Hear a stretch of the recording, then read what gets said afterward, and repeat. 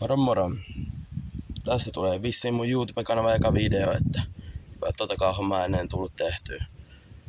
Muotkatuntujen ermaavaellus on alkanut. Yksin on täällä vaeltamassa Muotkan ruoktusta lähdin ja Karikasniemellä on tarkoitus mennä. Ja ekan yön olin tossa Lahtisen kämpästä 500 metriä Muotkan ruoktuun päin ja tähän nyt kämpälle tulin, niin sama juttu kuin ennenkin, päivät kuumia, niin illalla lähden tässä Lahtisen kämpällä tää liikkeelle. Yöllä se on hyvä vaeltaa kesän Lapissa. Yövalo saa koko ajan. Ja päivällä, jos on liian kuuma, yöllä on viilempi ja päivällä, jos on hirveä tuuli, yöksi se tyyntyy. Ihan hyvät reitit tässä on aluksi ollut kohta. On sitten polut katoa ja vie enemmän erämaata ja tälleen. Hyvät maisemat on, pari ylitystä takana. Taukopaikat vähän huonosti valittu. Tässä kun ensimmäinen tauko pidettiin, niin ekan tauon kun pidin, niin huomasin, että siinä oli 500 metriä ylityksiä, että jos olisi karttaa tajunnut vähän katsoa, niin olisi mennyt siitä sen ylityksen yli, kun kuitenkin piti heti kuivattelutauko siihen pitää. Ja toisen kerran tein saman virheen ja pidin 50 metriä ennen ylitystä tauon, ja heti kun lähdin jatkaa matkaa, niin huomasin, että ylityshän se on, ja puolisääreen myöten suossa siihen sai tarpoon ja heti kuivattelutaukoa pitää ja silleen, mutta hyvät alueet on ja suosittelen näin alkutuntuman mukaan, että tää on hyvä vaelluskohde, mutta aika näyttää, että miten tonne syvemmään erämaahan mennessä reitit katoaa, että kuinka hienoa aluetta on. Tää Lahtisen kämppä on ihan mielenkiintoinen. En ole historiaa vielä tutustunut, tuossa on jotain kylttejä seinällä, niin kohta lueskelen vähän niistä, mutta tuommoinen pieni kämppä, kamiina, siitä löytyy puut pitää etsiä maastossa, puuhuoltoa ei tietenkään tällä alueella on, huussi on tuossa vähän matkan päässä. Laveri siinä on yhdelle hengelle ja maahan mahtuu toinen, että kaksi tuohon mahtuu siellä mukavasti nukkumaan. Vähän matala on, että kantsii varoa, ettei lyö päätään katsoa itse jo naulaileen pääni. Suunnistustaito selle, tää on hyvä alue vaeltaa, mutta ei ihan aloittelijalle, että kuitenkin siellä suhteellisen haastava, mutta hyvä aluetta. Tämmöisellä paikalla on tää Lahtisen kämppä tässä Alma Harrijärven tuntumassa. Ympäristössä on ihan hyviä telttailupaikkoja, pari tulentekopaikkaa. Puuhuoltoa ei ole, mutta tänne ilmeisesti tuosta Muotkan ruoktun tunturikylästä porukka käy tuomassa toi jonkun verran polttopuuta. Toive on niiltä, että niille maksetaan niin kun oman arvion mukaan kohtuullinen korvaus puiden kulutuksesta. Itse jos tässä tulette, niin kyllä mä sen ainakin aion maksaa. Kämppä on ihan mukava tämmönen pikkukämppä. Tuossa on huussi vähän kauempana. Tämmönen. Itse tässä päivää vietään ja odottelen, että ilta tulee ja sää vähän viilenee. Sisälle mahtuu, tuossa on laveri, yksi mahtuu, siinä on jonkun maku alussakin tässä ja lattialle mahtuu toinen kamiina on tossa. 1949 tää Lahtinen on tän tähän rakentanut.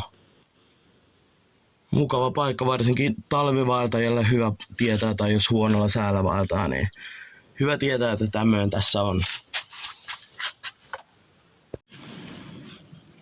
No niin, tässä nyt sit on ilta tullut ja sää vähän viilennyt ja lähdin tuolta Lahtisen kämpäältä peltoaivia kohden tätä polkua pitkin kävelemään yötä myötä, että olisi vähän viileämpi vaeltaa. Ja tässä on tää joki, joka laskee alemmalta Harrijärveltä Peltojokeen ja olin sitä sitten kahlaamassa ylitte, kun tippui toinen vaelluskenkälipes otteesta ja sen tippui siihen jokeen ja eihän siinä muuta kuin hirveätä vauhtia rannalle ja toinen kenkä pois kädestä ja rinkkaselästä ja lähi juokseen sitä jokea pitkin alajuoksella kengän perässä. Ja vähän matkaa sain juosta ja Jussan sormenpäillä napattuu kiinni kengässä jokeen hyppäämällä. Ja tuuria, siinä kävi kyllä tuuri, että jos olisi 30-40 metriä pidemmälle mennyt se kenkää tai mulla olisi se 3 sekuntia pidempään kestänyt rinkan riisumisessa, niin kenkä olisi mennyt tuonne Peltojokeen ja eihän sitä, toi Peltojoki on sen verran iso joki, että eihän sitä sieltä olisi saanut.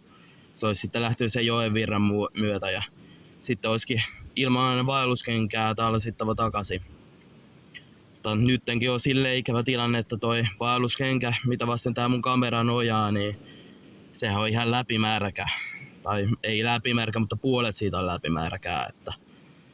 Ja ihan oikein määrällä kengällä vähän vaikea vaeltaa muovipussit sukkien ja kengän väliin, niin vähän helpottaa hommaa, mutta kyllä sekin huono vaihtoehto on. Että ei tässä oikein ole huonoja vaihtoehtoja, nyt pitää vaan miettiä mikä niissä on paras vaihtoehto.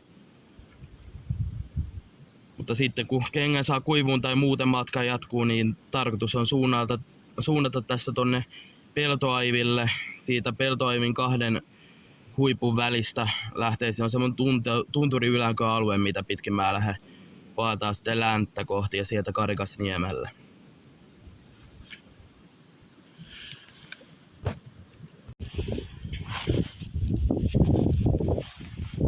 Niin, matka on nyt jatkunut tuolta ylityspaikalta ja matka sitten jatkuu märällä kengällä muovipussisukkien ja kengän väliin, niin kyllähän se siitä matka taittuu.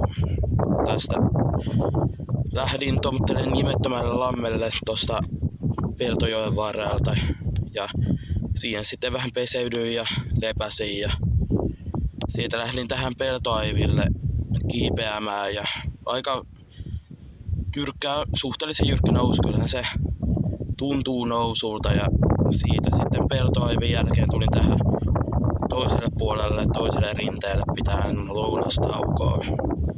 Kello alkaa olemaan tuossa lähempänä puolta yötä ja sen verran vilppoinen tuuli puhaltaa, että pitänee laittaa tuohon ihan untuva takkitauon ajaksi päälle. Täällä on lounas tulossa, kohta valmista. Sen jälkeen onkin mukava jatkaa matkaa, kun on maha täynnä. Alueen on ihan mukavaa edelleen. Maisematkin tässä lounaspaikan maisemat on täällä ihan hienot. Tuolla näkyy Peltojärvi takana.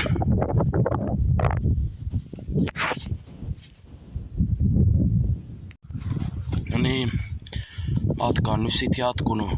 Viime video on kuvattu tuossa Peltoaivin länsipuolella lounastauolla ja nyt sitten on toi matka jatkunut muutaman kilometrin eteenpäin. Nyt on tässä Suoravegielasin pohjoispuolella suurin piirtein.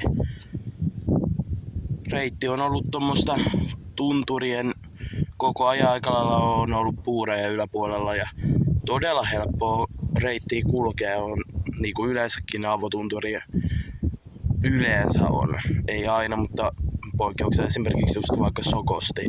Mutta usein avotunturia on todella helppoa kulkea. Kenkäkin on tossa päässyt kuivumaan jo taukojen ja vaelluksen aikana, että nyt alkaa olemaan jo vähän mukavampakin vaeltaa.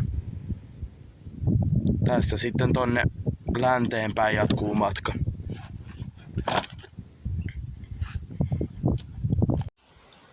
No niin, oon tässä kohta lähdössä tässä Kielaroaivin tuvalta. Suunnitelma muuttuu matkalla. Yksin kun liikkuu, niin on helppo muuttaa suunnitelmia sen mukaan mitä huvittaa tehdä. Halusin nähdä nämä Kielajoen varren maastot, niin lähdenkin seuraan tätä Kielajokea ja menen tästä tonne Kielajohkaan. Tätä Kielajoen vartta. Maasto on ihan hienoa maastoa tälleen vähän pidemmän vaeltamisen perusteella.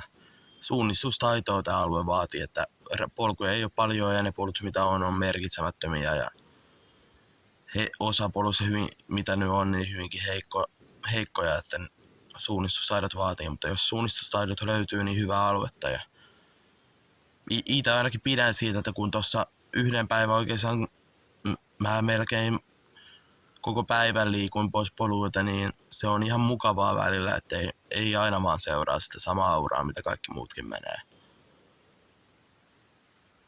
Mitä erityisen mainittavaa matkalta ei ole, mutta yksi paikka oli ihan mielenkiintoinen, missä oli poron sarvi, oliko sen 11 sarvea yhdessä kasassa. Ja sitten tuolta tunturissa löytyi jonkun retkeilijän kirves, minkä joku on sinne tiputtanut.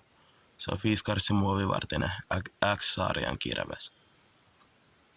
Tässä on nyt ollut pari päivää melkein tässä Kielaroivin tuvalla, kun on varusteet pääsi kastuun tossa tosi pahasti kuin vaelsin sateen aikana ja kengät on vieläkin märät. Että se on kalvokengät on monella tapaa hyvät, mutta niissä on se, että kun ne kastuu, niin sitten niitä on ihan pirun vaikea saada kuivaksi.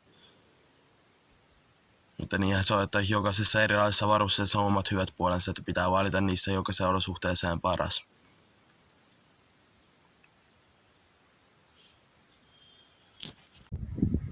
Eli tämmönen on tää tupa sitten.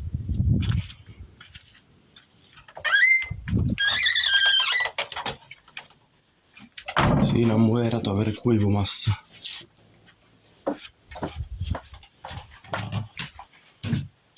Täällä on nyt vähän kaikki tälleen levällään, kun kaikki oli ihan läpimärkää, kun mä saavuin. Normaalisti tietenkin jätän rinka- ja ylimääräiset varusteet ulkopuolelle, että muillekin vaeltajille on kunnolla tilaa. Jätin tohon lapun pöydälle, että jos joku tänne tulee, niin herättää mut. Niin noissa varusteet pois tieltä. Tilaa täällä on silleen, kyllä tänne semmoinen 6, ehkä 8 tyyppiä mahtuu tohon laverille nukkuu, jos oikein tiukkaan ahtaa. 3 mahtuu silleen aika hyvinkin tilavasti. Siinä suunnittelen tuota reittiä. Vesistö on tossa ihan lähellä niin kuin yleensäkin autiotuvissa. Puuhuoltoa ei oo. Eli täällä yleensä nyt ainakin oli vähäsen puita tuvan alla, ja jos tänne tulee ja puita käyttää, niin uusiahan pitää tietenkin tehdä tilalle.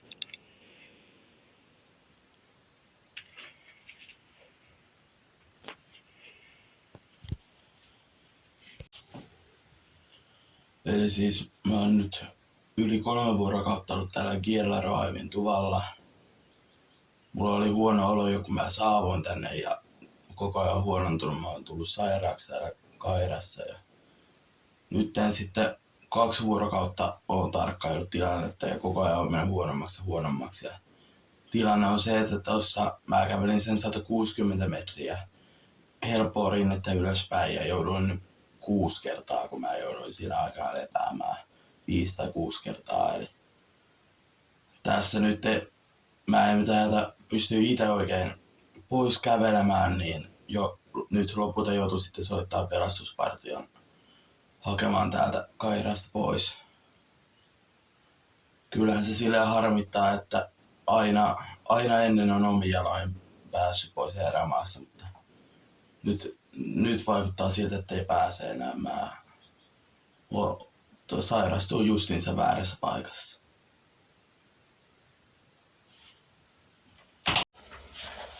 No niin, nyt toi pelastushelikopterilla tulevat vissiin hakee. Se äsken kävi tuossa Lammen rannalla etsimässä laskeutumispaikkaa. Melkein maanpinnalle pääsi, mutta ei vissiin päässyt laskeutumaan, kun nousi takaisin. Eiköhän ne kohta löydä jonkun paikan. Vähän harmittaa edelleen, että ei itse pääse täältä pois kävelemään, mutta ei mitään mahdollisuutta tällä hetkellä siitä, että mä pystyisin vaatimaan.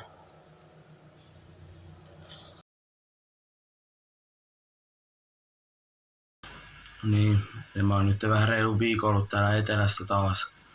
Sieltä autiotuvalta mä olin tosiaan niin sairaana, että joutuu soittaa lopulta pelastuspartio hakemaan. Ja tuli Aslak pelastushelikopterilla hakemaan mut pois sieltä Kairasta ja Sodankylän pienlentokentälle sitten veivät. Ja sieltä matka jatkuikin sitten bussilla takaisin Rovaniemelle ja Rovaniemellä olin yöhotellissa ja sieltä sitten seuraavana päivänä junalla takaisin Tampereelle. Ihan hyvä vaellusreissu oli, mutta oli todella harmillinen toi loppureissu sairastuminen, mutta kokemus sekin on, että tietää ensi kerralla vielä paremmin miten toimia. Kilometrejä tuli aika vähän, että mä olin tosiaan niin sairaana, että ei pysty vaeltamaan hirveän paljon, niin aika lyhyt vaellus oli, mutta hienoa nyt reitit oli ja voi kyllä tuota muuttunturierämaata suositella semmoiselle vaeltajalle, joka osaa suunnistaa ja liikkuu maastossa, jossa ei ole huolettuja mitään tupia eikä polkuja ja muuta, niin kokeneille vaartajille mun mielestä se todella hyvä vaellusalue. Ensi kerralla sitten pitää vaeltaa vähän enemmän sitä aluetta ja katsella. Nyt tuli vähän lyhyt pätkä, miltä näki sitä.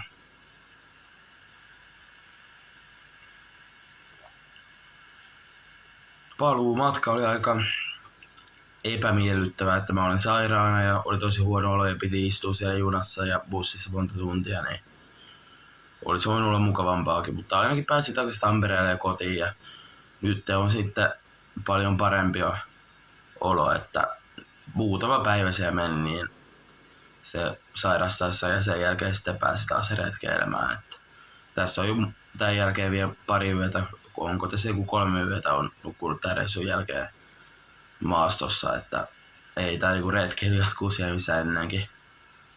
Koko ajan vaan mä ramppaan vettässä ja suunnitteilla on, että nyt sitten loppukesästä mä ehkä lähtisin taas Lappiin sen Kaldai-Viermaa-alueen vaeltamaan.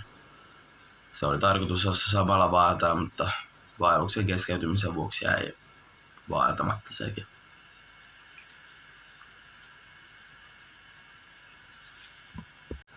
Sitten vielä erikseen viimeisenä mainintana erityinen kiitos pelastushelikopteri Asrakin miehistölle, jotka evakuoivat Mutkatunturin erämaasta pois.